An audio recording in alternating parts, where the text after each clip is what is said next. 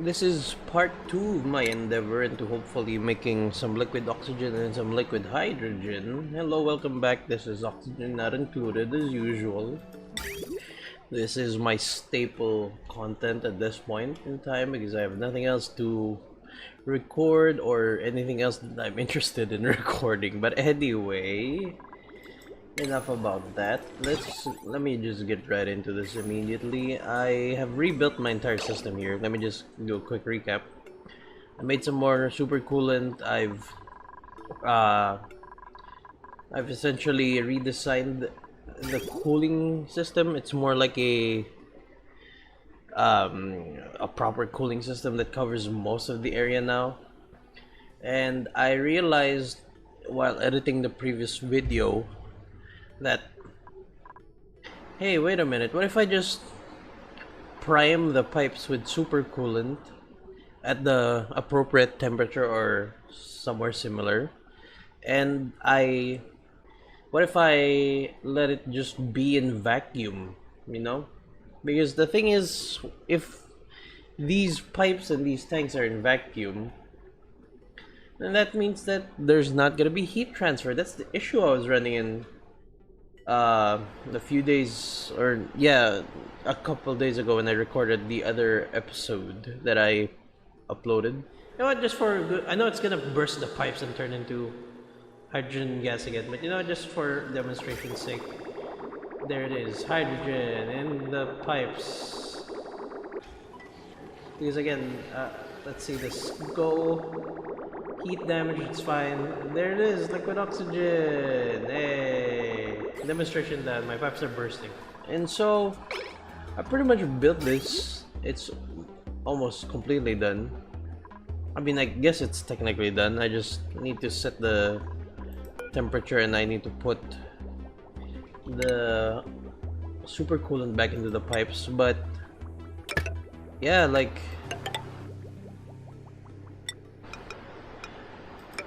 I thought about it and I was like, wait a minute, does that not make sense? Is this not a smart thing to do? And so I couldn't, when I was editing it, I couldn't wait to get back on this video and record it again. But yeah, that's pretty much the idea here, or at the very least, that's what I hope will work. So, I just need to wait for this part to get built. Alright, so that's the first pipe done. The other one coming up next. And what I'm gonna do is I'm gonna turn on these pipes. I mean these pumps, not these pipes, these pumps. So that they flow super coolant through the pipes. And this essentially, since the super coolant down here is being cooled by the pipes as well to the appropriate temperature, them flowing into the liquid pipes will essentially prime it, make it ready for the temperature that it's supposed to hold the liquid at. Now, granted, these settings are not what they used to be.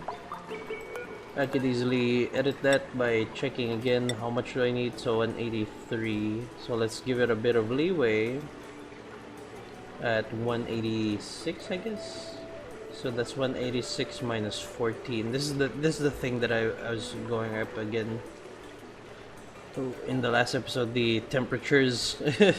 I was rambling on about these temperatures, but basically it's just a keynote to remember that the Aqua tuners always cool things by 14 degrees. If I go here, it starts at 142 and goes down to 155, which is roughly around this, is that 14? That's 13 degrees, but it's I think it's just because the pipes are absorbing some of the cooling. Alright, so this is just a waiting game again. But let me just prime the pipes again. And at some point I will also send the super coolant through these things, the liquid pipes, just so that we we get the proper cooling temperature on these things as well, because these things will still absorb some of the heat once the liquid oxygen and the liquid hydrogen flows through it.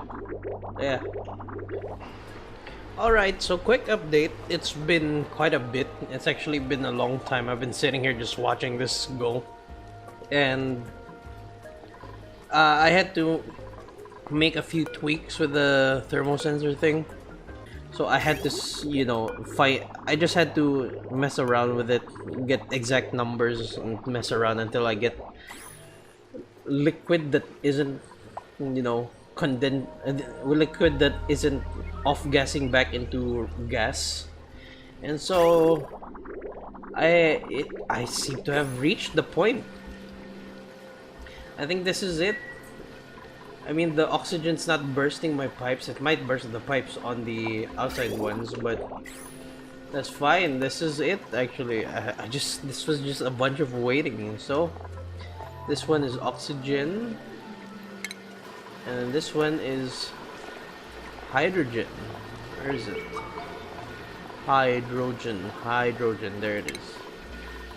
And this is it. And there it is. It's going in the pipes. And it's not bursting the pipes because, like I said, I primed these pipes by sending supercoolant that is of appropriate temperature into the pipes, and then this is why there's this whole loop here where it sends back into this pipe, which is usually the supercoolant pipe, because, you know, I have a filter so that it filters the, for example, in this one, the oxygen, and it sends it to the tanks, and then if it gets some of the supercoolant that I spilled on the floor, it'll, like this, like this is demonstration, it sends it back to this corner and then it floods back in, so you know. But I made this loop so that I could also prime these with supercoolant, because the thing with supercoolant is that there's no risk of bursting the pipes, because if you know, supercoolant is never gonna freeze, or at least that's what the wiki says. So yeah, I primed it with some supercoolant so that it goes to an appropriate temperature, so that the oxygen will be of appropriate temperature and will lose minimal heat to the pipes. And yeah, here we are. I actually have oxidizers, and I can turn this thing back on. Yeah, and I can send some hydrogen from this place as well. I've been using this as my hydrogen dump just because the canister emptiers could just empty the oxygen, the hydrogen here safely, and then I just have a pump that feeds into this place. You know, very safe.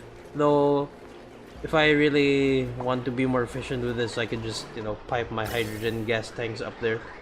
It's a long build, but you know, it's something I'll do off screen, I guess, because that is, you know, where I'm getting my hydrogen from. And my base has become efficient that I'm barely using hydrogen to burn as fuel now. So I can just focus on making hydrogen. Oh, not ice, not ice. I am making hydrogen ice. I need to lower this. 254. See, this is what I'm confused. Now it's working as intended. And it's blasting the liquid up to a freezing temp. So I might have to mess around with this off screen a bunch until I get the sweet spot for hydrogen. For oxygen, it's a much more chill, because oxygen condenses at 183 into liquid, but the liquid, hang on. The oxygen liquid condenses at, freezes at negative 218. So that's about a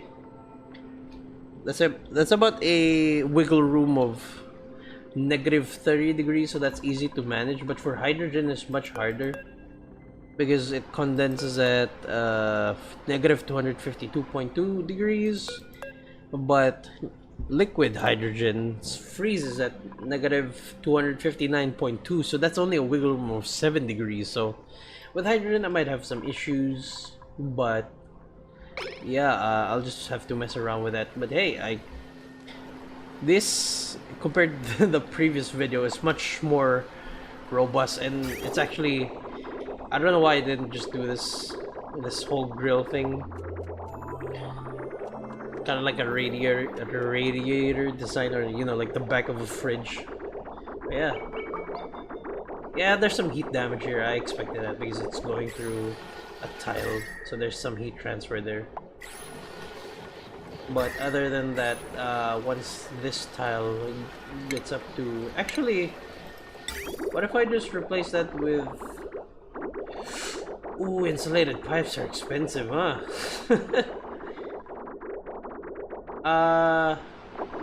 I guess I'll just use igneous. Do I? Or do I just... I think the player is just making that into a metal tile, so that it absorbs all of the cooling factor immediately, and then it'll lose minimal temp because the metal tile will go up to temperature much more quickly. I seem to have, yeah, some of the pipes are still bursting with the oxygen one, sadly. So yeah, but I mean, I'm getting a bunch of oxygen. I already have nearly 3,000 kilograms of liquid oxygen as an oxidizer. That's pretty good. The only thing left is to pipe this into my rocket, which is gonna be quite the issue because there's gonna be a lot of piping that goes up here. And oh yeah, you might be wondering, what the fuck is this? This is a liquid meter valve, and it's just that so that if it's closed, it feeds back into this. And also because a liquid meter valve is, I can send an exact value. Sadly, it only goes up to 500 kilograms. So if I'm dealing with fuel or cool or oxidizers higher than 500 kilograms, I'll have to do a bit of math, but you know, it's whatever. It's just so that I can send a specific amount. So yeah, that's why I built the meter valve. So it's still gonna be a bit manual, but actually, you know what, just before I end this video, might as well test it out on this petroleum engine right here. I'm gonna switch my solid oxidizer for a liquid oxidizer right here. I'm gonna replace it, and I'm actually gonna pull up the calculator again after that. See, actually, let me pull it up right now. Let me see if I have too much petroleum. Pretty sure I do. So here I am again at the calculator, and I plan on going, say, 20,000 kilometers to the oily asteroids nearby using petroleum. I'm planning on bringing 2 cargo bays. If I had oxylite, it uses 1,037 kilograms of petroleum. But for liquid oxygen, I only need 1. Oh shoot! So yeah, my rocket is too big. Can I bring 3 instead? Unreachable. That's not good. Oh, let's see. What's a good compromise so that I don't have to deconstruct? Can I go to the 50,000 kilometer range? 50,000 kilometers. Yes, I can. Yes, I can. With liquid oxygen, 1,600. That's doable. I might actually be able to send that on this video. Yeah, this is the target here. Hopefully I can get some slimy algae. Or slime and algae, not slimy algae. So, how much did it say? 1,600, so this is 19, so that's 900. So that's math. 1,601 minus 900, that is 701. So I just have to adjust this to 701. Right. Then I have to get some fuel going in there. And then these pipes. Actually, let me detach this part first. And then I'm getting confused. Like this, maybe? I'm actually gonna start using insulated pipes, but I'm not gonna use insulation, obviously. I'm gonna use igneous rock for this one. And see if I can send some through here. Trying to avoid as much blocks as I can. And then I'm gonna use insulation on this. Oh, that's not good. There's usually stuff there, so abandon that part. Let's go to the very rightmost. Oh, that's granite. Oops. I'm getting confused. I need igneous rock. Then I'm gonna use insulation on this crossover with the steel because steel is usually very receptive to heat transfer since it's a metal. And then we go back up here. And then we cross. Now we send that there. And hopefully this will do the trick. Actually, while that is going there, I might as well send some fuel through. Or oxidizer. So what I'll do is I need, how much is it? 1600, so that's 3 sessions of 500 kilograms and then 1 session of 101 kilograms. So I'll do this. This is very manual, but at the same time I don't really have a choice. Oh, that's not good. The pipes. No, it's because oh, do I have to? I really have to do this, huh? Right, so the pipes are built and they're gonna be flowing, and that's gonna be great. But they're gonna be bursting.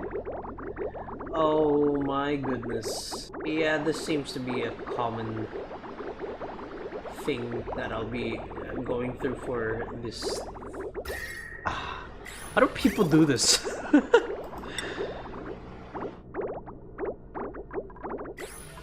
Oh, I'm gonna have to lose a bunch of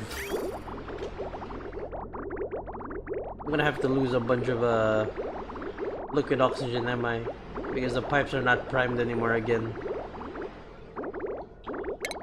I mean, does insulated pipe make a difference? Like, it's still gonna absorb some of the heat, but maybe? Am I just being dumb about this? Oh, good news, everybody. No oxidizers made it. Oh, that's because I have 0 as well. 1601. There we go. Hopefully, some oxidizers will make it. Alright, so that's all of the pipes replaced with insulated pipe. Well, most of it. Well, here's session 1 again, because the first session, none of the oxygen made it. Let's see, is it gonna burst the pipes? Oh, I'm dumb. Yeah, obviously obviously insulated pipes will prevent heat transfer to the pipes themselves as well. Oh my god, I'm dumb. Okay, so that's session 1. I need another 500 kilograms. Then after this, another 500 kilograms. Oh, they're not making it. No, why? What happened here? What? That's absurd. What the heck? So, oh, everything's breaking. No. Why, God, why? There goes all the oxygen. You know, I just might have an idea. Observe.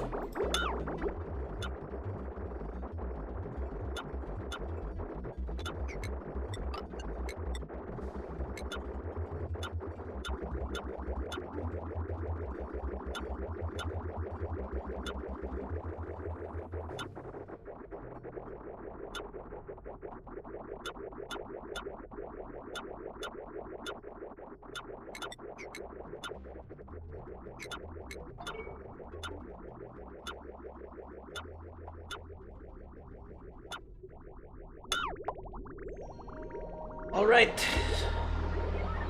You might be looking at this and then wondering, what is this? What have you done? This is what Markiplier would say. It's big brain time. I think I'm about to go big brain mode here. Liquid bridges. This will cut the travel time of the liquid and at the same time preventing much transfer, because the liquid pipes themselves, from what I can, just from my experience, have never burst. It's always the pipes that burst. The bridges never burst. So this will this will cut I can't even say it properly. This will cut the travel time and at the same time minimize the liquid transfer of the heat transfer of the liquid to the pipes. This is big brain. It's so stupid, but it just might work, because the pipes the liquid pipes from the liquid jumps from pipe to the other pipe at the end of the bridge, but doesn't travel through the bridge itself. There it is, it's built. Look at this monstrosity. Let's see, first session again of 500 kilograms. Look at this. And so look at that, it's transferring so fast. We just might make it with no heat transfer. Will it make it inside? Yes! Oh, that's the first 500. Then the next 500. Oh my goodness, it's big brain time. I did it.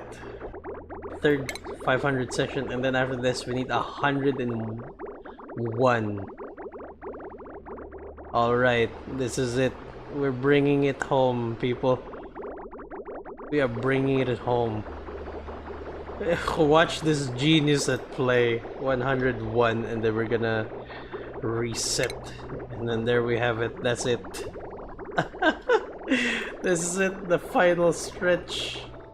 Now, since we're going on the slimy planet right here, the organic mass, it is there's no liquid, so I'll have to use cargo bays. Yeah, hell yeah. I could bring gassy moos, but I'll have to research into what gassy moos are, just so I have an enclosure for it already ready, primed and ready. And also just so I know it's not dangerous or anything. But yeah, I'm gonna have to wait for the next cycle again, so that they can deconstruct these liquid cargo tanks and replace it with cargo bays. And then I'll send it on a mission. Now, if I look at the spirit of petroleum, it's there it is, it's doable. It is doable, friends. It is doable. I have confirmed. Time to retract the gantries. Here comes the meteor rain or shower.